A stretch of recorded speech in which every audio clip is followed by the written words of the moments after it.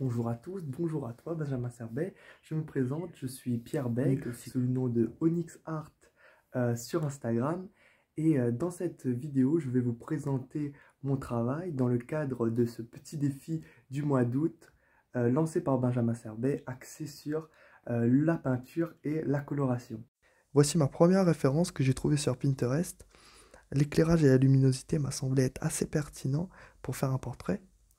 Comme vous pouvez le voir au résultat final, je n'ai pas reproduit la référence à l'identique en changeant par exemple la couleur des cheveux. Cette peinture est la peinture que j'aime le moins dans les œuvres que j'ai réalisées, car je trouve que je n'ai pas bien appréhendé les formes et les ombres et que je trouve la peinture reste assez plate. Voici la deuxième référence, qui est cette fois-ci issue de mon téléphone, car c'est une photo que j'ai prise sur les collines de mon île. Elle m'a semblé être très intéressante pour tenter une peinture de paysage. Donc j'ai donc commencé par des couleurs très basiques pour au fur et à mesure de l'avancée dans la peinture, me centrer sur les détails, les ombres et les lumières. J'ai beaucoup aimé travailler sur cette référence. Je fais peu de dessins de paysage, mais chaque fois que j'en fais, je prends beaucoup de plaisir à reproduire la référence que j'ai en face de moi. Surtout là, c'était la première référence photo que je faisais moi-même et que j'essayais de peindre. Voici donc le résultat final.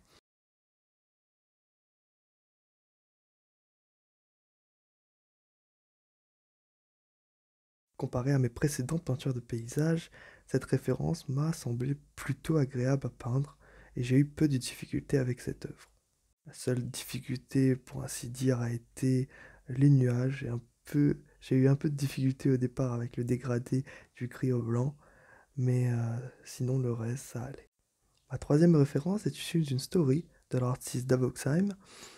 Cette référence m'a semblé assez intéressante, premièrement grâce au contraste de lumière sur son visage, du cadrage que je trouve peu habituel et de l'expression faciale qui m'a semblé être intéressant pour retranscrire et m'entraîner à retranscrire les émotions sur un visage. J'ai voulu changer de la précédente peinture avec non pas une reproduction de la référence, mais d'essayer de retranscrire la référence dans un autre style. Et j'ai voulu aborder l'univers cyberpunk, qui est un univers que j'aime beaucoup, et donc changer les teintures, la coloration de la peau pour en faire une œuvre unique. Voici le résultat final. Je ne sais pas s'il rentre bien dans les critères du défi, mais j'ai essayé de changer un peu, voilà, comme vis-à-vis de la référence de départ. J'aime beaucoup le résultat final. Je trouve que les couleurs que j'ai utilisées, dont le mauve et le rose, ressortent très bien avec la référence. Voici ma dernière référence. Comme vous pouvez le voir, c'est de la nourriture japonaise.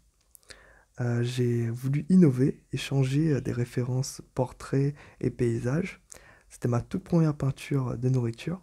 Comme les précédentes œuvres, j'ai commencé par des couleurs relativement basiques pour me focus au fur et à mesure sur les ombres et les détails comme ces petits grains de riz. J'ai pris beaucoup de plaisir à réaliser cette œuvre. Je trouve que la peinture de référence, sans forcément innover pour créer des œuvres uniques, est assez relaxant et déstressant entre les grosses œuvres comme la précédente que je vous ai montrée. Voici donc le résultat final.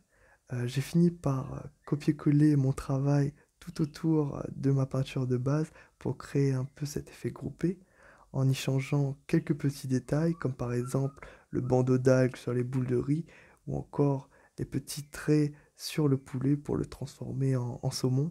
J'aime beaucoup le résultat final, je trouve que cet effet groupé donne un peu l'impression d'un service dans un restaurant.